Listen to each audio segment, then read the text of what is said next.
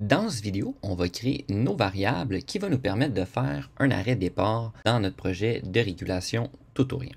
Pour commencer, on va aller explorer dans les PLC tags et je vais faire Show All Tags. Donc, je fais un double clic et ça va m'afficher une table avec toutes les variables disponibles. Pour l'instant, il n'y en a aucune. Je pourrais me créer des variables PLC ici, par exemple, une variable départ, une variable marche et une variable, par exemple, arrêt. Par défaut, il m'a donné un type booléen et il reprend toujours le type précédent. Et il m'a donné des adresses aussi par défaut qui sont i0.0. Sur les automates Siemens, on va avoir trois identifiants possibles. Donc, on va avoir les i, les q et les m. Les i, c'est pour les entrées, les q, c'est pour les sorties, et les m, c'est pour les adresses de type mémoire. Donc, ils n'auront pas à interagir avec une carte d'entrée-sortie, par exemple. Ensuite, on va avoir l'adresse en tant que telle, donc où qu'elle est située, et le bit number.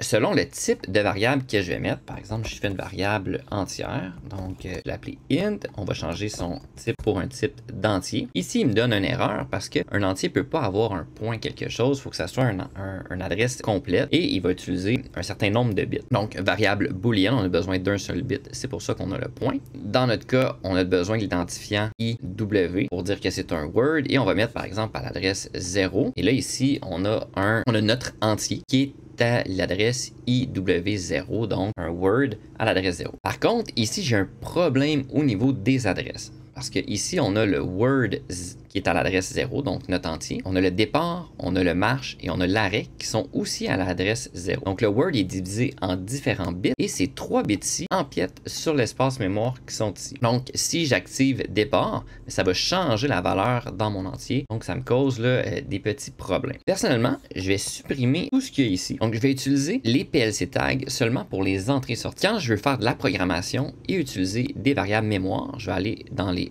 programmes blocs. Donc c'est ici que j'aurai par exemple une routine de laveur, puis c'est ici que je vais pouvoir faire toute ma programmation, que là je n'utiliserai pas pour le moment, mais je peux aller dans le programme bloc et je vais faire un clic droit et je vais ajouter un nouveau bloc. Donc je vais avoir différents types de blocs qui sont possibles et moi ce que j'ai besoin pour le moment c'est un data block. Donc celui-là va nous permettre de mettre des données, donc des variables. Donc je vais l'ajouter. Il se nomme automatiquement data block barre en bas 1, donc db1, et je vais avoir des variables par exemple statiques qui sont ici et je pourrais mettre par exemple b départ pour le bouton départ. Je vais pouvoir mettre b arrêt pour le bouton d'arrêt et je vais pouvoir mettre marche pour m'indiquer que je suis en marche. Par défaut, il a mis des types booléens. Donc, j'ai mes 3 variables que j'ai créées que je vais pouvoir utiliser là, pour faire mon arrêt départ puis bon, ma marche en fait de mon projet de régulation tout ou rien.